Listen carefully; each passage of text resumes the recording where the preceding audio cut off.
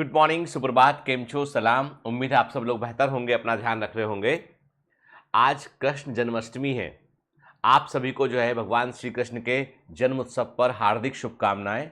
यदि आप भगवान श्री कृष्ण का जो है पूरा जीवन पढ़ें, देखें आप, तो आप पाएंगे कि श्री कृष्ण का जन्म जो है वो एक कारागार के अंदर हुआ है, एक जेल के अंदर हुआ। उसके बाद कैसे जो है वो वासुदेव देवकी की कहानी है, वहाँ से फिर यशोदा मैया तक पहुँचते हैं वो, और बहुत सारी बाल लीलाओं के बारे में हमने सुन रखा है। लेकिन सबसे बड़ी बात है कि यदि आप श्री कृष्ण के जीवन को गौर से देखें आप और पढ़ें आप, यदि महाभारत को पढ़ें आप, श्री कृष्ण भगवान की गाथा को पढ़ें, तो आप पाएंगे कि उन्होंने बहुत सारी लर्निंग्स हमको दी है। और वही लर्निंग जब उन्होंने युद्ध के मैदान में अर्जुन को दी तो उसे हमने गीता कहा। आज भी गीता जो है वो कहा जाता है कि उसमें जो बातें, सिद्धांत लिखे हैं, जो बातें उसके बारे में लिखी हैं, वो बहुत कुछ सीखने लायक है। जैसे कि कर्म किए जाओ, फल की चिंता मत करो आप, ठीक है। यानी आपको सिर्फ अपने अपने कर्म पर फोकस करना है। और ये सबसे मैंने आपसे हमेशा कहता हूं, यही थर्मोडायनामिक्स के नियम है कि एनर्जी कभी वेस्ट नहीं आती है, ठीक है। जो आज के कई हजार साल पहले जो है वो जो जिन बातों को जो है वो ऑलरेडी इंक्लूड किया गया है गीता के अंदर। तो पॉइंट इज दैट कि हम जब भी कभी जो है ना, हम कुछ चाहते हैं कि हमें जीवन में क्या हासिल करना है, क्या अर्जित करना है, तो हमें उस फल की चिंता मत कीजिए, आप सिर्फ कदम आगे बढ़ाइए। यदि हमें किसी शहर पहुंचना है, किसी पहाड़ के ऊपर चढ़ना है, तो हम सीधा लैंड नहीं करते, बल्कि हम क्या करते हैं, हम कदम दर कदम आगे बढ़ते चले जाते हैं। पहले आप 1 किलोमीटर की दूरी तय करेंगे, 10 किलोमीटर की दूरी तय करेंगे, और फिर फाइनली उस शहर तक आप पहुंच जाएंगे।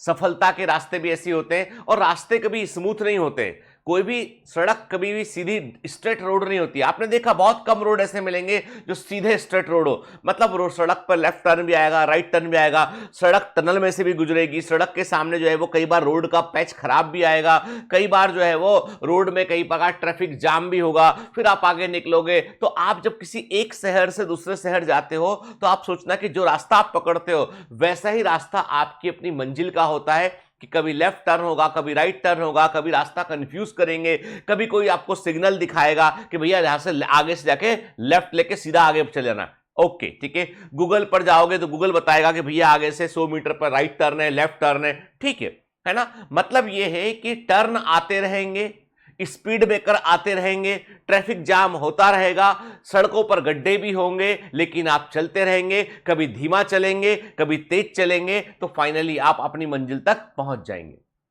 This is important lesson. और ये कोई मतलब मैं बहुत ही कोई ओरिजिनल बात नहीं कह रहा हूं, ये बैठ के ये बातें तो लिखी हुई हैं, बार बार हम अलग अलग मोटिवेशनल सेशन में सुनते हैं। हम गीता जी भी यही बात कहते हैं। यानी लगभग हर यदि आप रिलीजन में देखें तो वहां पे कुछ ना कुछ ऐसी अच्छी बातें हैं जो सीखने के लायक हैं, जो सीखने के लायक है। लेकिन इंसान की प्रकृति है कि ये उन बातों को ग्रहण करता है जो ना सीखने के लायक है। आपको बताओ, जब मैं अभी ह्यूमन इवोल्यूशन पे कोई किताब पढ़ रहा था, बड़ा कॉम्प्लिकेटेड सा नाम है उस बुक का, मैं आपको बताऊंगा कभी। तो एक कोई फॉरेन के ऑथर है, ब्रिटिश ऑथर है, उनकी किताब पढ़ रहा था मैं ह्यूमन इवोल्यूशन के ऊपर।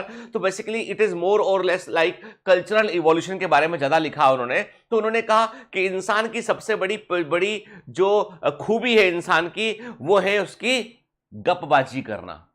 और यही सेम बात सेपियंस के अंदर भी लिखी हुई है कि इंसान की सबसे बड़ी जो खूबी है वो है गप मारना, मतलब काल्पनिक चीजों पर चर्चा करना, और जो है वो क्या बोलते हैं उसको, चुगली करना। ये इंसान की बड़ी जो है वो एक बड़ी इंस्टिंक्ट में से एक है इंसान का। जब भी कभी 4 लोग मिलेंगे, 5 लोग मिलेंगे, तो छठे आदमी जो वहां महफिल में नहीं है, प्रेजेंट नहीं है, उसके बारे में बात करेंगे, उसकी बुराई करेंगे, अच्छाई या बुराई, वो मिक्स व्यू लेके चलेंगे। मतलब वो जो आदमी वहां प्रेजेंट नहीं उसकी बात करेंगे। ये इंसान की एक नेचुरल प्रकृति है। कभी जंगल में जानवर एक दूसरे की चुगली नहीं करते हैं, जानवर कभी भी एक दूसरे की बुराई नहीं करते, पीठ पीछे बात नहीं करते कि एक हिरन ने दूसरे हिरन की बात की और बताया कि भैया वो हिरन जो है वो तो बड़ा बदमाश है, उससे जो है ज्यादा लेन देन मत करना, ठीक है, मेरा घास खा के चला गया वो और वापस आज तक लौटाया नहीं उसने, ठीक है। तो ऐसा आपको जंगल में जानवर करता नहीं मिलेगा। ये सिर्फ इंसान के अंदर है प्रवृत्ति। तो इंसान के अंदर क्या है, इंसान के अंदर सेल्फ कॉन्शियसनेस है, बाकी किसी एनिमल में सेल्फ कॉन्शियसनेस नहीं है। इंसान अपने खुद के रूप रंग के लिए, अपने खुद के ग्रोथ के लिए, खुद के लिए जो है वो कॉन्शियस है। वो देखो हर सेल के अंदर कॉन्शियसनेस है, हर चाहे बैक्टीरिया हो चाहे प्रोटोजोआ, वो आपको क्या फूड लेना है, क्या फूड बाहर से मिलेगा, वो उतना करता है। जिंदा रहने के लिए पूरे जीव एक मशीन के समान काम कर रहे हैं, लेकिन इंसान जो है जिंदा रहने के अलावा बहुत कुछ कंट्रीब्यूट कर रहा है। यही हमारी क्षमता भी है, यही हमारी वीकनेस भी है। यदि आप देखें आज हमने क्या किया, दुनिया को हमने कैसा बनाया। हमने आज यूरोप के अंदर आज सूखा पड़ रहा है, पता है आपको नहीं पता कि यूरोप के अंदर सूखा पड़ रहा है। हमारे यहां पे ओवर बारिश हो रहा है। कहते हैं कि भाई जितना पानी गिरना था इंडिया में उतना पानी जो है उससे अधिक पानी आधे समय में ही गिर चुका है। कई जगह पर बाढ़ की कंडीशन बनी हुई है। मध्य प्रदेश की हालत देखो, उत्तराखंड की हालत देखो, कई जगह पर जो है वो ओवरफ्लो हो रहा है वाटर अटके, और हमारे यहां पर राहत कार्य चल रहे हैं बाढ़ से बचने के लिए। वही यूरोप जो है वो सूखे में की लपेट में। पहली बार फ्रांस में इतनी अधिक गर्मी पड़ी कि लोग लू के कारण जो है हजारों लोग एडमिट हो गए। कनाडा का मौसम बदल रहा है, बर्फ पिघल रही है, वहां पर रहने लायक कंडीशन बन रही है। स्कैंडिनेवियन कंट्री का बर्फ पिघल रहा है। मतलब साइंटिस्ट कहते हैं नासा के कि अर्थ का घूमने का स्पीड जो है वो बदल गया है। अब जो दिनों रात होते हैं ना वो बदल रहे हैं धीमे धीमे। वो कहते हैं शुरू में स्पीड का जो है वो बढ़ गया, फिर एकदम से कम हो गया। अब मतलब उनका कहना है कि ये पूरा अर्थ का जो रोटेशनल मूवमेंट है वो भी अफेक्ट हो रहा है, क्योंकि पोलर आइस पिघल रही है। क्या किया हमने पॉल्यूशन खड़े कर दिए, हमने शहरीकरण किया, हमने सिर्फ और सिर्फ अपने बारे में सोचा। और मैं कह रहा हूं अभी भी वक्त है, हम सभी लोगों को वक्त है अभी भी कि हमको नेचर को सेव करना पड़ेगा। अदरवाइज ये वो इसी वाली बात है कि हम जहां जिस पेड़ पर बैठे, उसी पेड़ की जिस डाली पर हम बैठे उसी डाली को हम काट रहे हैं और हम ही गिर जाएंगे नीचे। हमें इस बात को लेकर अपने आप को चेताना होगा, जागना होगा। और ये केवल एक व्यक्ति का काम नहीं है, ये पूरे समाज का काम है। अपने आसपास प्लांट्स को लगाइए, अपने आसपास पेड़ जंगलों के कटने को रोकिए, अपने आसपास नेचर को प्रोटेक्ट करने में रोल प्ले कीजिए। मैं अभी कुछ दिन पहले मुंबई से बाहर निकल के पुणे तरफ जा रहा था मैं, तो मैंने देखा कि जब निकलते मुंबई से बाहर तो मुंबई काफी फैल चुका है। तो रास्ते में जो है कई सारी फैक्ट्रीज थी और इतना सारा काला धुआं आसमान में दिख रहा था मुझे जाते हुए कि मन को बड़ा खराब लगा। मन को इतना खराब लगा कि ये धुआं जो है वो सीधा हमारे एटमॉस्फेयर में डाल रहे हैं ये लोग, और भले ही ट्रीट किया हो परंतु वो है तो एबनॉर्मल चीज ना। और वो ये सब चीजें जो है वो एक फैक्ट्री नहीं है, ऐसी लाखों फैक्ट्रीज हैं दुनिया भर में जो इस प्रकार से काम कर रही हैं। आप बोलोगे सर ये मोटिवेशनल बात करते करते आप वहां क्यों पहुंच गए। दरअसल मैं आपको जिम्मेदारी का एहसास करा रहा हूं। मैं आपको बता रहा हूं कि जो हमें पाना है सफलता वो तो पाना ही है, पर सफलता किस कॉस्ट पर। सफलता सस्टेनेबल डेवलपमेंट होना चाहिए, धारणीय विकास होना चाहिए। हम प्रकृति को प्रिजर्व करें, आने वाली पीढ़ियों को धरती देखने तो मिले कम से कम कि किस तरह का अर्थ है। क्या वाकई में हम अर्थ को एक स्लम में कन्वर्ट कर देना चाहते हैं? क्या वाकई में अर्थ को हम इनहेबिटेबल कर देना चाहते हैं?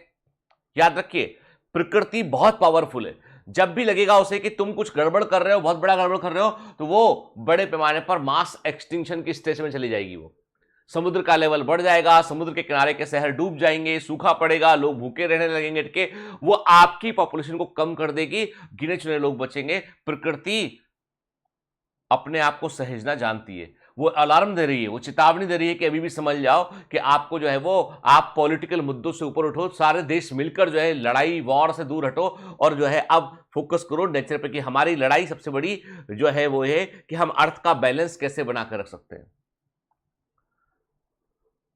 पॉइंट इज दैट कि जो हम सफलता देखते हैं, चाहते हैं, उस सफलता के लिए हम रास्ता क्या पकड़ते हैं ये भी इंपॉर्टेंट चीज है। रास्ते में उतार चढ़ाव आएंगे, अप्स एंड डाउन आएंगे, पर चलते जाएंगे तो पहुंच जाएंगे। लेकिन पहुंचने के बाद क्या, उसके बाद क्या? उसके बाद हमारे ऊपर जिम्मेदारियां और बढ़ जाती हैं, कई गुना जिम्मेदारियां बढ़ जाती हैं। और वो जिम्मेदारी है कि हम हम ह्यूमैनिटी के लिए काम करें, हम अर्थ को सहेजें। हम क्योंकि देखो एक दिन यदि ये सब खत्म हो जाएगा ना, बचेगा नहीं कुछ भी यहाँ पे, तो कोई कहानी बताने वाला भी नहीं बचेगा, कोई कहानियां नहीं होंगी, कोई स्टोरीज नहीं होंगी। और ये सब किसी पेड़ पौधे पक्षी ने नहीं किया, ये सब हम इंसानों ने किया है। हमें अभी भी जो है वो, मैंने आपसे कहा ना कि ये सब बातें मैं, मेरा कहने का मन इसलिए करता है कि जिनको मैं कह सकता हूं, जो मेरी बातें शायद सुनते हैं, दिल से मान सकते हैं इन बातों को, कुछ तो ऐसे लोग हैं जो जागरूक होंगे और उससे कुछ परिवर्तन होगा। मैं बोलता हूं बस इतना करना है आपको कि अपने आसपास कुछ पेड़ लगा देने हैं जो जिनका ध्यान रखना है, जो बड़े हो जाएं और आप अपनी जिम्मेदारी, क्योंकि मैंने कहा यदि हम जो है वो 125 करोड़ जो है वो हिंदुस्तानी भी सोच लेना इस बारे में, तो हम बड़ा परिवर्तन कर देंगे। हम दुनिया में जो है वो कम नहीं है, हम हर छठा पांचवा आदमी भारतीय है, तो हम यदि जो है वो कोशिश करें तो हम बहुत बड़ा इन्वायरमेंट में चेंज अपने अंदर ही कर सकते। मुझे जो है जब कभी मैं देखता हूं कि किसी जगह पर पहाड़ी स्थान पे कोई बड़ा रिजॉर्ट बना हुआ है, तो मुझे उस रिजॉर्ट को देखकर भी दुख होता है कि उतना हिस्सा पहाड़ का जो है वो काट दिया गया है। जो सड़कें पहाड़ों से निकलती हैं उस तरफ, वो भी जो है वो बड़े पैमाने पर जंगलों को काटती हैं, फ्रेगमेंटेशन ऑफ हैबिटेट करती हैं वो। हमें सोचना पड़ेगा कि किस प्रकार के हम उपाय करें कि हमारी वृद्धि भी हो, हम भी अपने आप को जो है वो डेवलप्ड कर पाए, लेकिन इन्वायरमेंट की कॉस्ट पर हम ये चीज ना करें। हम, ये मेरा सोचना है, व्यक्तिगत सोच है। आज मैं कृष्ण जन्माष्टमी के अवसर पे इसलिए बोलना चाहूंगा कि भगवान श्री कृष्ण को भी जो है पेड़ पौधे पत्तियों से, जानवरों से बहुत लगाव था। आपने सुना होगा वो जंगल में जाया करते थे गाय चराने के लिए, और जब वो बंसी बजाया करते थे तो कई सारी गाय जाया करती थी उस बंसी को सुनने के लिए के, मतलब उनको वो एक नेचर के बीच, प्रकृति के बीच रहने वाले व्यक्ति थे वो। अनगिनत किस्से हैं श्री कृष्ण भगवान के।